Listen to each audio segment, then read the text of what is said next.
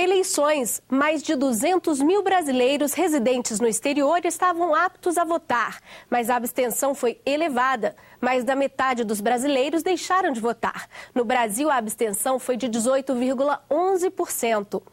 Lá fora, José Serra ficou em primeiro lugar, com 40,26% dos votos válidos, contra 36,82% de Dilma Rousseff e 20,42% de Marina Silva, do PV.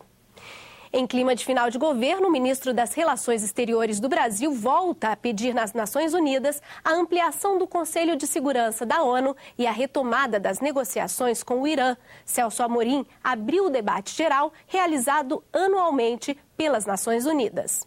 Como o presidente Lula costuma dizer, o multilateralismo é a face internacional da democracia e a ONU deve ser o principal centro de decisões para a política internacional. No último discurso do governo Lula, no encontro anual da Assembleia Geral da ONU, Celso Amorim fez um balanço das ações do Brasil no cenário mundial e pediu mudanças nos organismos internacionais. Quando se trata de assunto da guerra e da paz, as potências tradicionais relutam em compartilhar o poder. O Conselho de Segurança deve ser reformado, de modo a incluir maior participação de países em desenvolvimento, inclusive entre seus membros permanentes. O ministro das Relações Exteriores também destacou o esforço brasileiro em relação às metas do milênio e às ações em favor do clima. Ele criticou as políticas protecionistas das nações mais ricas. Os países desenvolvidos não têm demonstrado o necessário compromisso com a estabilidade econômica global. Continuam privilegiando uma lógica baseada em interesses paroquiais. Sobre a política na América do Sul, o chanceler brasileiro disse que as relações com a Argentina foram fortalecidas e as do Mercosul aprofundadas. Ele falou ainda sobre a importância da Unasul. A Unasul já demonstrou seu valor na promoção do entendimento e da solução pacífica de conflitos entre países sul-americanos e no interior desses países. Tornou ainda menos justificável qualquer tipo de ingerência externa. Definindo a diplomacia brasileira como independente e inovadora, Celso Amorim enalteceu a importância que o G20 passou a ter nas discussões internacionais e reafirmou a necessidade de retomada das negociações com o Irã. Estamos convictos de que uma vez de volta à mesa de negociações, as partes encontrarão formas de resolver outros problemas, como o enriquecimento a 20% e o estoque de urânio enriquecido acumulado desde outubro de 2009. A despeito das sanções, ainda temos esperança de que a lógica do diálogo e do entendimento prevaleça. As urnas ainda estão por definir o futuro presidente do Brasil, mas os especialistas e parlamentares já se adiantam sobre o debate em torno das prioridades da futura política externa brasileira. A política internacional do Brasil, a partir de 2011, é o tema de hoje do Dossiê Diplomático.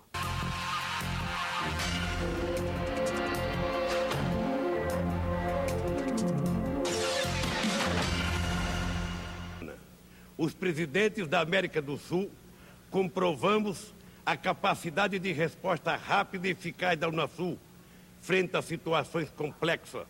Ao longo dos últimos anos, com a economia estável, o Brasil ganhou enorme projeção no cenário internacional.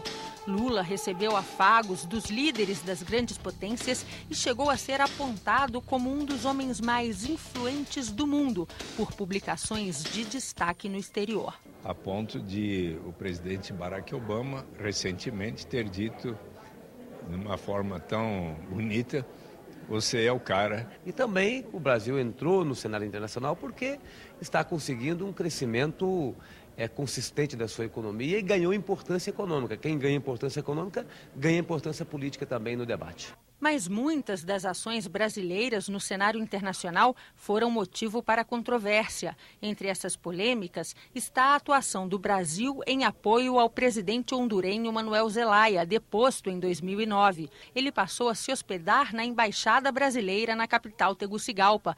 As posturas de renegociação de contratos com vizinhos, como Paraguai e Bolívia, também gerou reações entre os opositores do governo. O Brasil foi tíbio, foi fraco na reação à invasão das instalações da Petrobras na Bolívia, o que possibilitou que surgisse uma onda de outras demandas em relação ao Brasil, tratando o Brasil como se fosse um país imperialista. A tentativa de intermediação de um acordo nuclear com o Irã e a luta brasileira por uma cadeira permanente no Conselho de Segurança das Nações Unidas também são lembrados como pontos polêmicos da atuação brasileira na política mundial. O Brasil perdeu ponto quando quis ir para o Conselho de Segurança da ONU a qualquer custo. O Brasil tem tido uma certa tolerância também com regimes ditatoriais, como o próprio regime de Cuba, o regime do Irã. Trabalham e montam e trabalham no seu país contra tudo aquilo que o nosso país tem brigado, pela democracia, pelas liberdades individuais. Controvérsias à parte, o presidente Luiz Inácio Lula da Silva deixa o Palácio do Planalto em janeiro. Como deve ser a política externa brasileira a partir de 2011, sob novo comando? Autoridades políticas vinculadas aos dois candidatos que concorrem neste segundo turno das eleições presidenciais ajudam a traçar aqui o que consideram os desafios e prioridades nas relações do Brasil com o mundo. Nós temos que, evidentemente, aprofundar o processo de integração sul-americana, né, que está avançando, mas deverá avançar num ritmo muito maior. O próximo governo deve se dedicar mais às questões da América do Sul, dos nossos vizinhos, e também, evidentemente, continuar essa questão de novos parceiros econômicos e abertura de relações com os países africanos, com os países da Ásia, essa ação conjunta com os países que são emergentes, né, como a China, como a Índia, como a África do Sul. O Brasil está num momento em que não pode perder as oportunidades. Nós somos hoje o maior celeiro de alimentos do mundo, nós temos hoje todas as condições de ganhar mercado. O Brasil tem tido uma presença muito ativa nas discussões sobre a mudança do clima e nós temos, evidentemente, também uma tarefa importante que é a de modificação do funcionamento de alguns organismos multilaterais.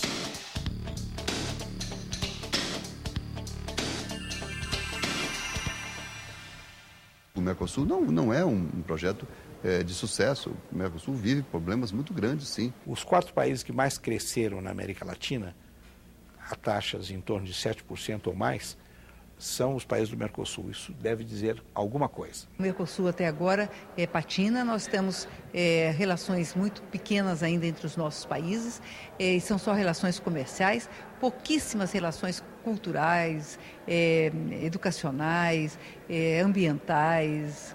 Com esses países nós precisamos ampliar o trabalho que o Mercosul vem fazendo. E, na verdade, continuar ampliando o Mercosul.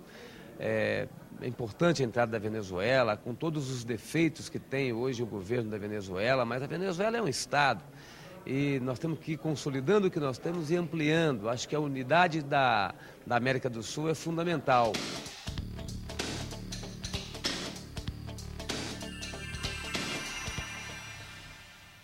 Mercosul e Unasul prioridades. A Unasul é uma ideia chavista que eu tenho muito receio. Eu acho que o Mercosul cumpre o seu papel, o Mercosul precisa apenas ser compreendido pelas grandes potências e precisa ser estimulado. Nós já temos a OEA, já temos o Mercosul. Eu acredito que a Unasul é mais um organismo e essa duplicidade, a triplicidade, pode acabar enfraquecendo todos eles.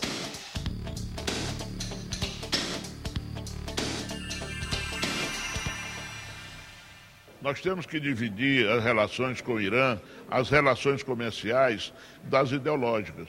As relações comerciais, elas são necessárias, elas são salutares. As ideológicas, não. Eu acho que foi muito positivo da parte do presidente Lula ter tentado a aproximação do Irã com a Turquia e com nós mesmos e para que possa haver um melhor entendimento em todo o Oriente Médio. Os temas do Oriente Médio, vamos ter claro isso, são temas relevantes para todos, né? Porque não é simplesmente uma zona de tensão qualquer, né? O que pode ocorrer no Oriente Médio, né, pode ter uma repercussão trágica para a humanidade.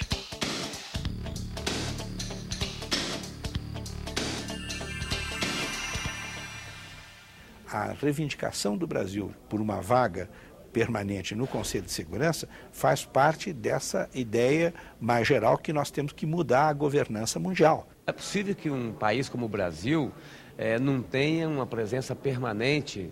O Brasil tem tamanho, tem importância suficiente para participar do Conselho como membro permanente. Mas isso não deve ser um ponto que exija que o Brasil faça tantas concessões.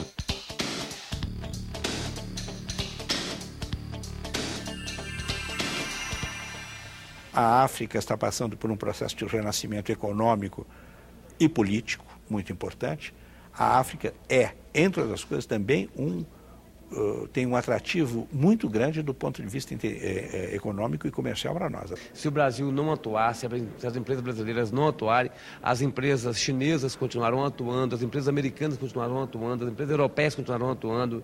Então é uma relação importante para o Brasil, mas tem que ser também importante para os africanos. Nós temos que tratar todos os países bem, temos que receber todos os governantes, mas a maior proximidade deve ser com aqueles países que são culturalmente mais próximos do Brasil. Então, como por exemplo os países europeus, como por exemplo os países da América do Sul.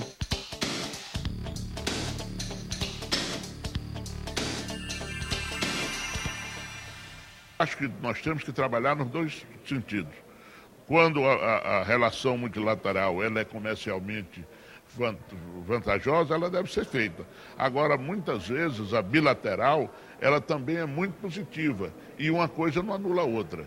Eu acredito que vamos procurar ser mais agressivos no comércio exterior. De 100 acordos comerciais feitos no mundo, o Brasil só assinou um, e só com Israel.